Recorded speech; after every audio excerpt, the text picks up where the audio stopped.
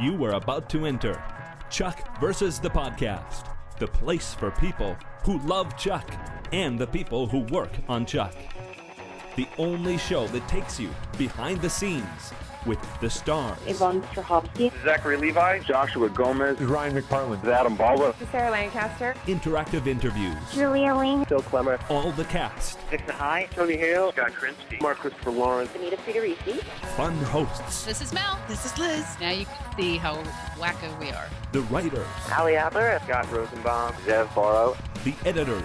Matt Barber. Jeff Granville. Kevin Mock. Contests. We are giving away a Chuck press kit. The directors. Jason Ensley. Norman Buckley. The guest stars. Steve Austin. Kristen Group. The music. This is Tim Jones. Guest hosts. I'm Kaylee from Toronto. Conventions.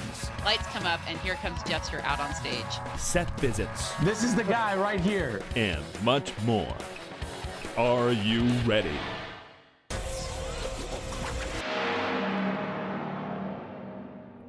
This is Gray. This is Mel. This is Liz. And we want to welcome you to Chuck versus the Podcast, episode 78 for Friday, January 28th, 2011. We have an action-packed episode of Chuck to discuss, but first, let's share some news. Absolutely. Well, the ratings are in and hot off the presses for this week's episode, Chuck versus the Gobbler. Chuck weighs in at 2.0 for adults, 18 to 49 in the ratings, and it's a slight decline from last week's final 2.1 in the demo, but there's a chance it will adjust up. So approximately 6.18 million viewers tuned in, so I can't see how it wouldn't adjust up. So never fear, Chuck is holding steady. That's what everybody's saying, and that's what it looks like to me. Happy with 2.0. Yeah, that's a good number. Yeah, and well, I would mention that when the news came out today, and of course the news is always designed to make you go, oh!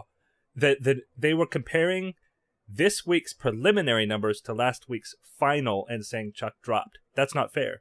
Chuck didn't drop. It actually was up compared to the preliminary numbers last week. Because it was below 6. In overall viewers, yeah. It was a 2.0 in the preliminary numbers last week, too. Yeah, but what I'm saying is, by a hair, it was actually ahead because of the number of viewers. So right. So it's good news. Mm-hmm. And in more good news, the Oscar nominations were announced Tuesday morning, and it looks like we might see Zachary Levi at the Kodak Theater next month. Very cool. I See Light, an original song written for the movie Tangled, which Zach was the voice of Flynn Rider, and he performed the song with Mandy Moore in the movie. It earned a Best Song nomination for writers Alan Menken and Glenn Slater. And usually Best Song nominees are performed by the people that performed them in the movie, unless the Oscar telecast tries to get all, hip and trendy. Mm-hmm. But in this case, I think there's a pretty good chance we'll see him there. So the Oscars air Sunday, February 27th on ABC. Stay tuned. We'll let you know as soon as we find out if he's going to be there. But wouldn't that be cool? That would be beyond cool. That would be awesome. Yeah. Very awesome. Yeah, that would just, that would be something to tweet about, I tell you. Uh-huh. I actually saw Tangled finally. My nieces and I went the other day, and it is adorable. Oh my gosh, it is such a good movie. Yeah. Yeah, I got to confess, I watch a lot more TV than features these days, and I'm not as interested as I should be in the Oscars, because the only films I've seen are kids' films. I see them with my daughter. Yeah. So I know those categories really well. Right. But this will give me a reason to watch the Oscars. Yeah, definitely. Yeah. Well, Yvonne Strahovski joined her fellow Australians at the G'day USA Gala last night, part of the Australia Week festivities celebrating the relationship between Australia and the United States. One of the topics of discussion was undoubtedly the flooding in Australia that has brought Katrina-level devastation to the country.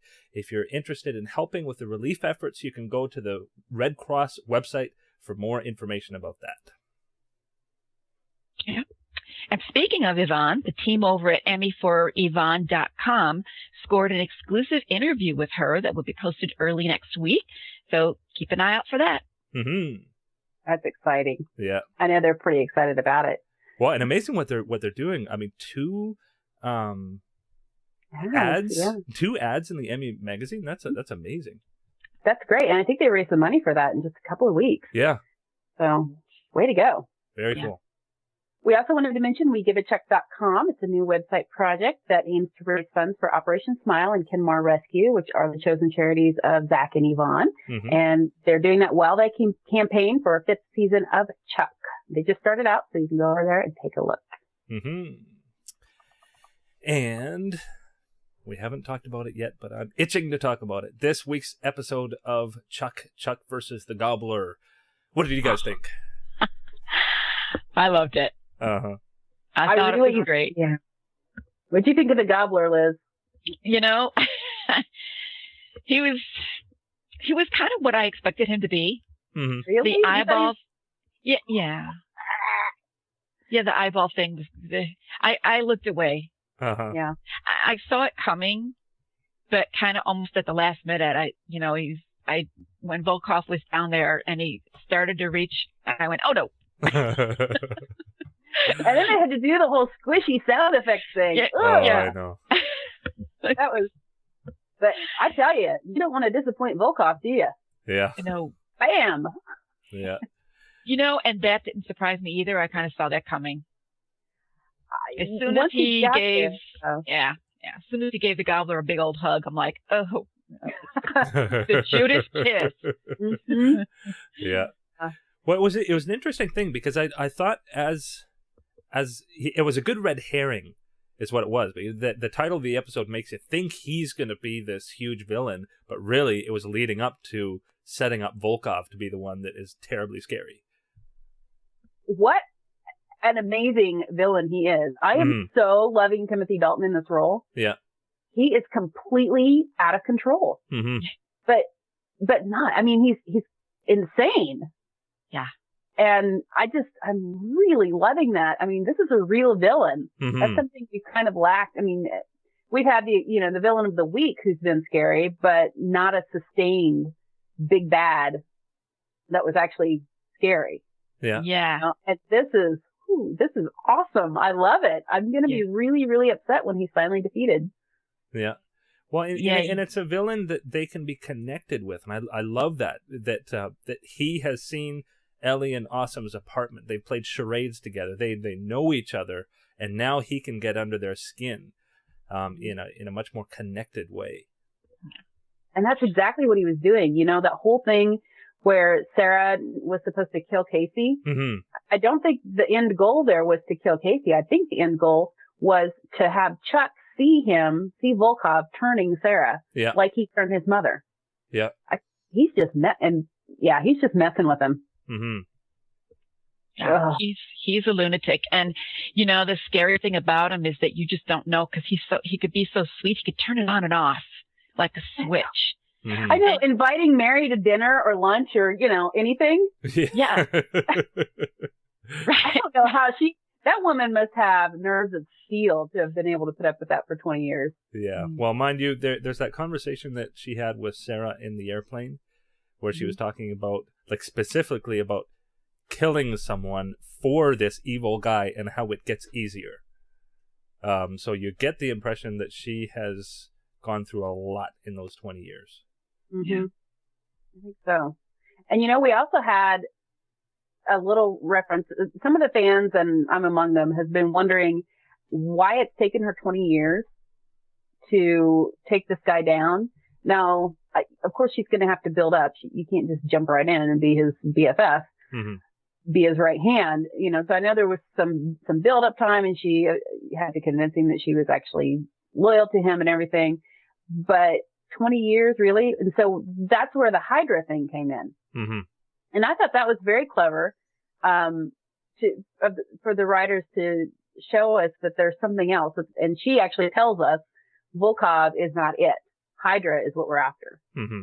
And we can't get to it without him. And then, as it turns out, without Yuri and his fake eye, which he's then smashed. And I don't know. But I really appreciated that we actually got an explanation there of why it's taking her so long, as well as an explanation for how she's had to deal with what she's doing.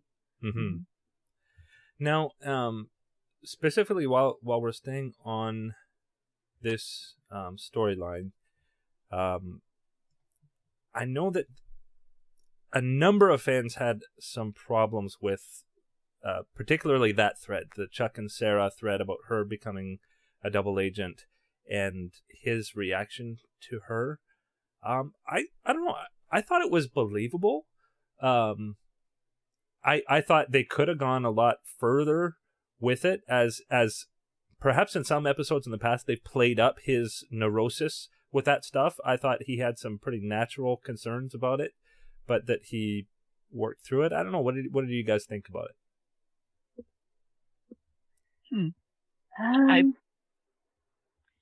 I'm a little disappointed with him, to be honest. Mm-hmm. I understand that he's had a shock seeing what he thought was his beloved kicking their good friend and colleague and trusted partner out the window. Mm-hmm.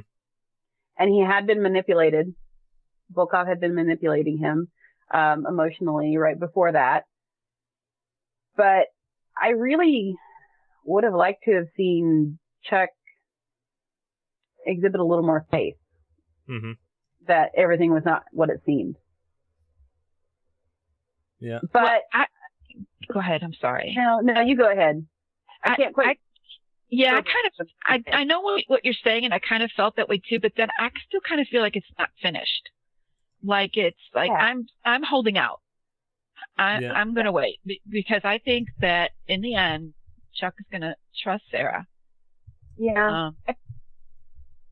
Yeah. I think so.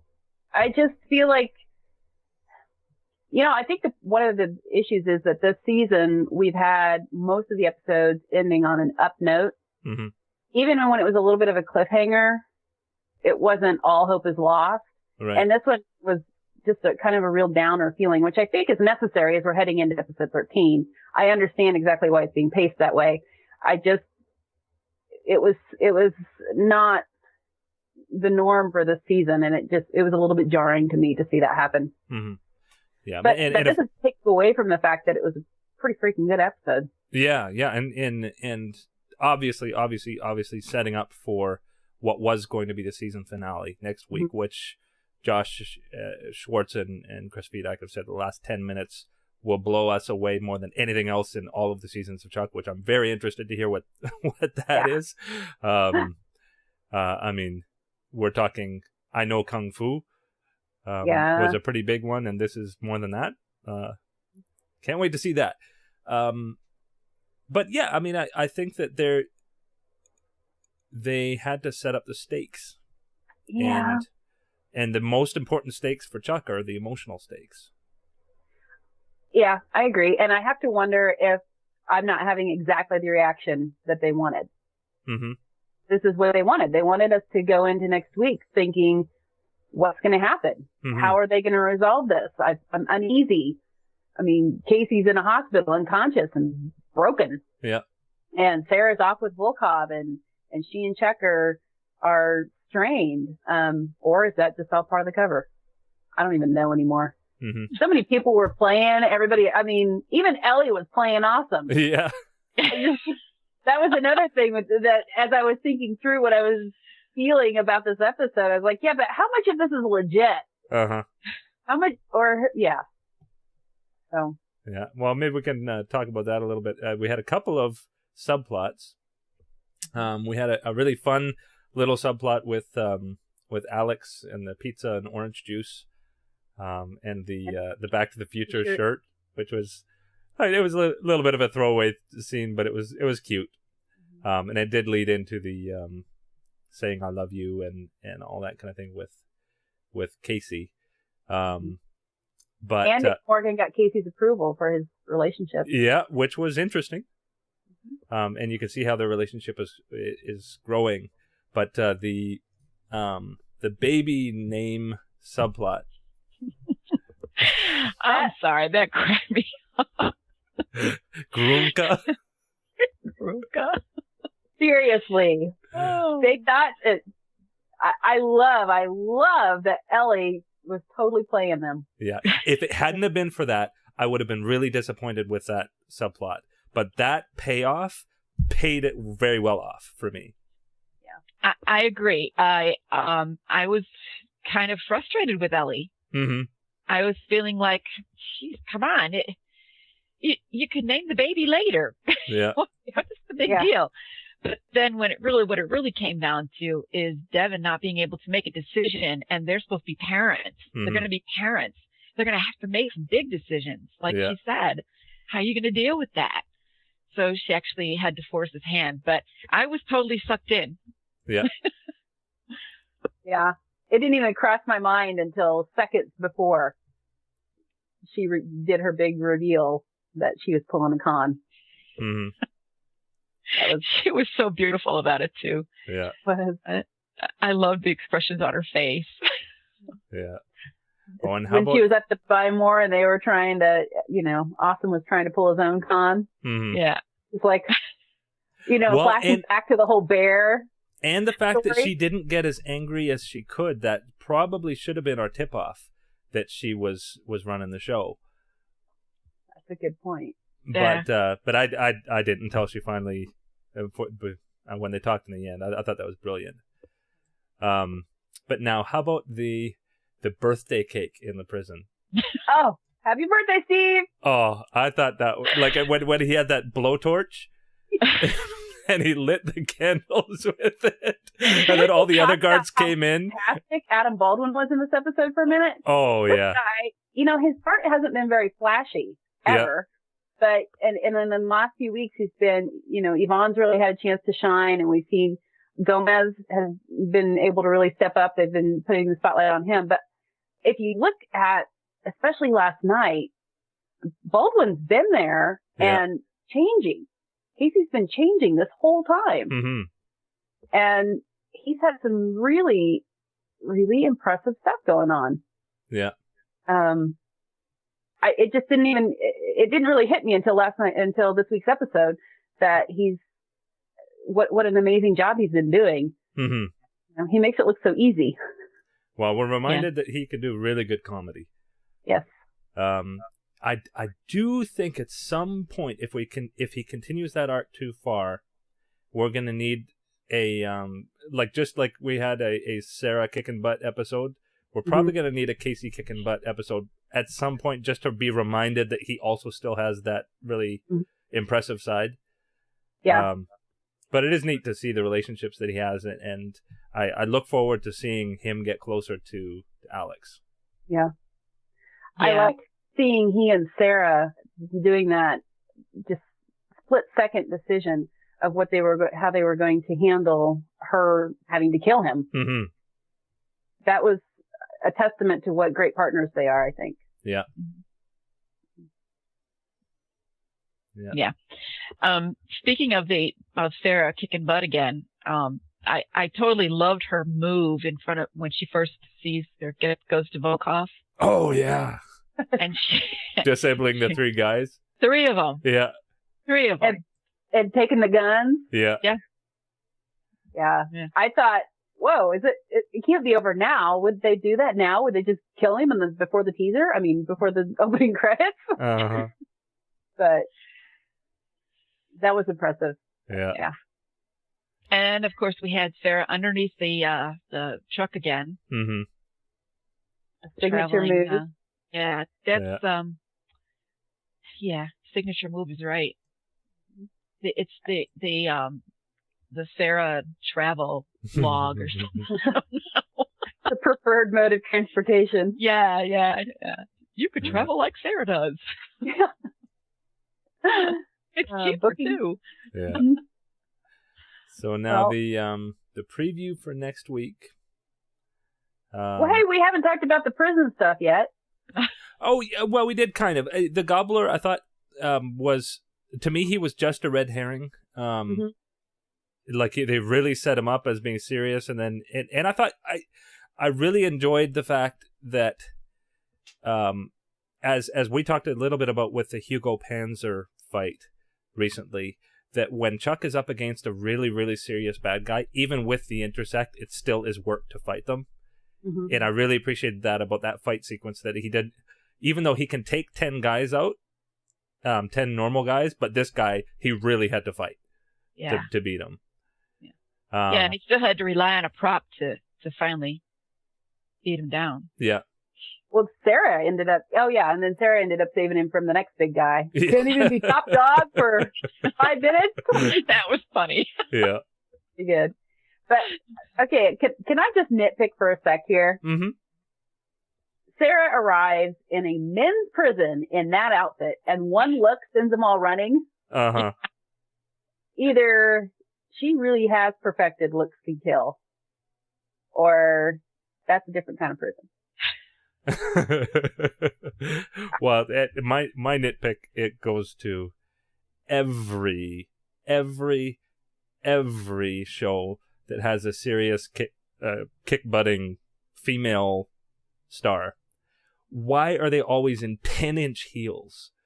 Like, what is this business with high heels? Like, I've never gone to a dojo and seen female martial arts athletes in heels. I mean, it's just not practical. So what on earth is that all about? Like, sure, wear the leather. That's fine. But flat shoes, please. Be practical. It just shows you this is how women are. We can kick butt really good and look good doing it. And you know what? Those shoes in her hands and on her feet, lethal weapons. Yeah. Uh-huh. Well, that is true. That is true. I did like in that previous episode where she used her shoe as a weapon. Mm-hmm. That was cool. They always come in handy. Although those would have been a little difficult because they were actually boots. Yeah. Can't really whip those off. Wait a minute! Stop everything! Yeah. Let me just take this thing. Yeah. Chuck, give me a hand here. Yeah, and they always make sure to have a real close up of the heels. Mm-hmm. Oh, well. So you know, not only is she an awesome fighter, but she's doing it in those boots. Yeah. I'd like to see Chuck in those and fighting. Yeah. Wait, don't give them any ideas. Uh-huh. Well, we had a lot of inquiries about those boots, Uh-huh. and they will be in the next fashion column on Mhm. Check.net. I promise. Two can be a Sarah Walker kick butt in boots kind of gal or guy, depending. You know. Yeah. You want to take Gray's challenge, guys, and try that in boots? Feel free. and videotape it and send it in for Yeah. our next podcast. We want proof. Yeah. Talk Yeah. is cheap. Yeah. And oh shoot, there was something that I forgot. Oh, the baby name. Sarah! You know what's ironic? Uh-huh. This morning, a colleague of mine gave birth and named her baby Viviana Clara. Uh-huh. I saw that and I said, what? Everywhere. Suddenly everywhere. Yeah. That's a pretty name. Yeah. Very. Yeah. I liked it. Yeah. So speaking of baby name, now can we talk about the preview for next week? I suppose. So we know that the baby's coming, and it's going to be a very climactic episode, because a lot of things seem like they'll be going on at the same time. Yeah. I kind of see those last 10 minutes coming, don't you? Mm-hmm. Mm-hmm. So is the baby going to come out doing kung fu? And that's the last 10 minutes that are... The baby comes out and says, Mom, I know kung fu! And how to talk, apparently. Yeah. Gosh, oh my gosh, could it be something to do with the baby? No. Oh boy, I don't know. What could it be? And I mean, we've got that looming shot of Volkov standing over, we presume, standing over Chuck. Mm-hmm. Like what, when they say that it will top anything that's come before. And they also say we've been leading up to it since the beginning, since the pilot. Yeah. So what really could that be? Like, is this a whole new level of his intersect abilities? Is this another person with the intersect? Is this... What is this? Could it be that whatever it was that Ellie did to fix the intersect something has to trigger it to actually break through, because we haven't really seen it that there's anything different since he got it back. Yeah. So, yeah, maybe. I hope so. They haven't used the term game changer, but if it's that significant, you'd think it'd have to be. Mm-hmm. I think they got tired of us making fun of them for using that. Uh-huh. So, afterwards, we're all going to be like, oh my gosh, it was a game changer. And they'll be like, yeah. Yeah, see, now you know could have what told we're you. thinking. But... Yeah. Yeah, so, don't know. I know I can't wait to see. Action-packed. And it's going to be one of those things that you don't want to DVR the episode and accidentally go on Twitter and see what happened. Yeah. No. Shut down the internet until you've seen it. Yeah.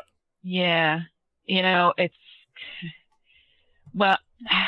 going to be difficult to do the live chat and try and follow this. It's probably going to be dead silence. Yeah, from that's me. what I'm thinking. Sorry, There were lighting several malfunction. stretches of time in this week's chat. There were several stretches of time where there was nothing. Yeah. Everybody was focused on the screen. Sorry, I had a little lighting malfunction. That's better. That's a good time for me to cough. Cool. So that's all we have for the episode this week, I think, unless there's anything we forgot, anything we missed. We had a couple of nice kisses, even though one was a finger kiss. Yeah. That was lame, Chuck. I'm sorry. Yeah. Well, and I'm just wondering where the rest of the season's going to go. But I guess we won't know that until we know what this game-changing epic last 10 minutes is going to be. So we'll have a fun podcast next week for sure. Yeah, for sure. Yeah. And definitely remember that you can send in your comments, and you can do your comments by video or audio and email them to us. I think next week is going to be a heated listener comment section. Just got to probably. Yeah. Yep. But for now, I guess we should thank our sponsors. Yep. And now we want to thank our sponsors, ielabs.com, makers of award-winning Action Blue AVC HD conversion software, which authors full HD videos on regular DVD discs. It even works with HD clips from the newest iPhone 4.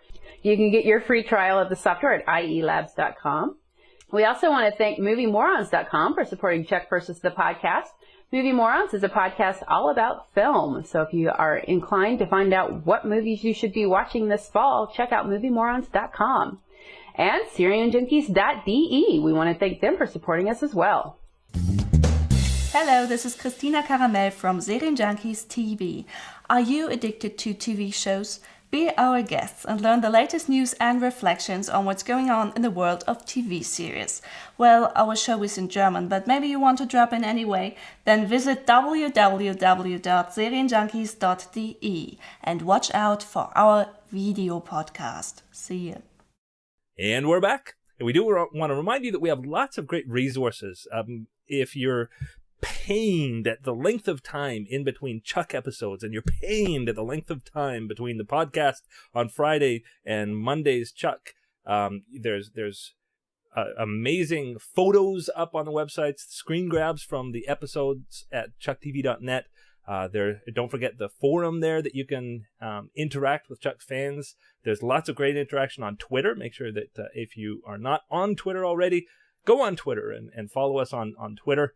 At Gray Jones, at ChuckTV.net, and Pearls of Lisdom, and you can get the spellings of those on the website, and as well check out back episodes at chuckpodcast.com. Also, my TV Writer podcast has had some great interviews in the last few weeks with No Ordinary Family, True Blood, and The Cape writers, so check those out.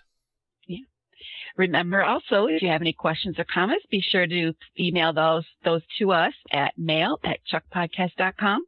Be sure to join us on chucktv.net on Monday, January 31st, for the live chat during the new episode, if you can. Mm-hmm.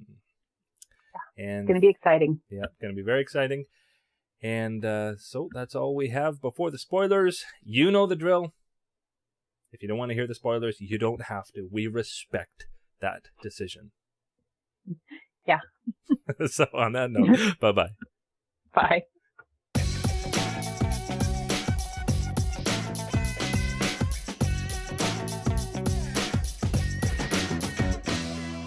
And we're back. Mel, what have you got for us?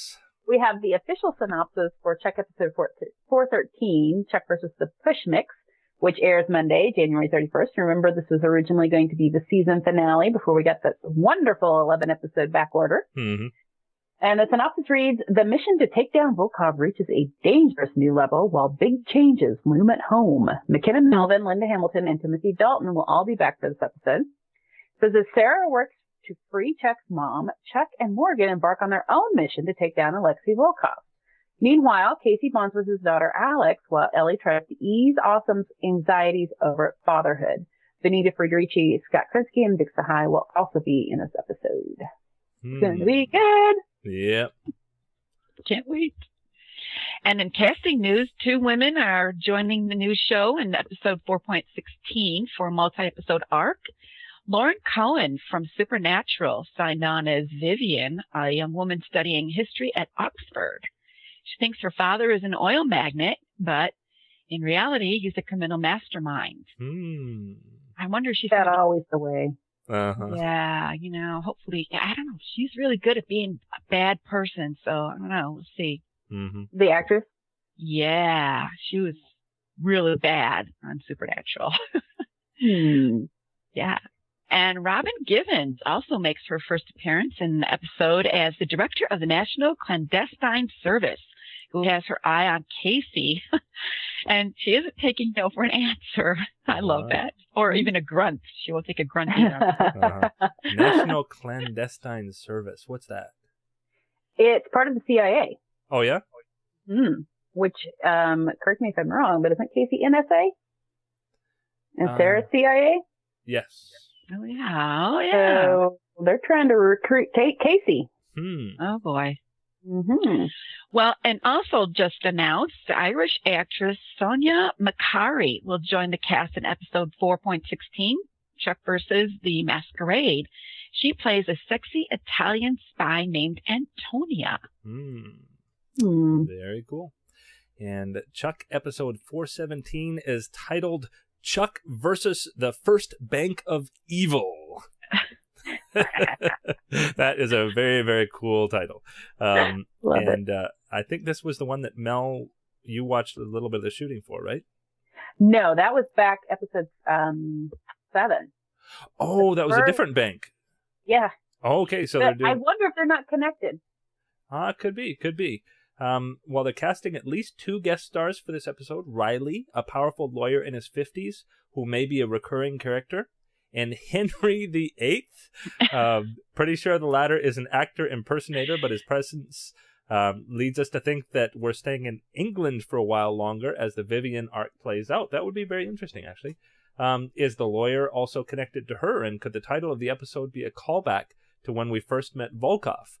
The First Bank of Evil is a powerful and corrupt bank protected by Asian mercenaries and run by Mr. Alexo, a sinister-looking Asian bank manager. That would actually be interesting. That would be something that would be a step. I don't want to say up, like it's just different, but it'd be nice for a change of scenery over a more extended time. Mm-hmm. I'm also really curious if they are going to link that to Volkov. I mean, it just seems like we first met him in a bank. So, I mean, I don't know. Something about that is just making, and you know how they love to do their parallels on their callbacks. Yeah. So that just makes me wonder who Vivian's father is. Really. Well, criminal mastermind, that does sound like it could be Volkov, but we'll see. Yeah, exciting stuff in the back 11. Yep, very much so. So that's all we have for this week. And we want to thank you for watching and or listening. And join us definitely in the live chat on Monday night. And please send in your comments about that episode, because we'd love to have a lively discussion about this game-changing back 10 minutes of next week. And make sure you watch live. Monday night, 8 o'clock. You knew that. Yeah. Okay. On that note, see you next time. Bye, Checkers. Bye-bye.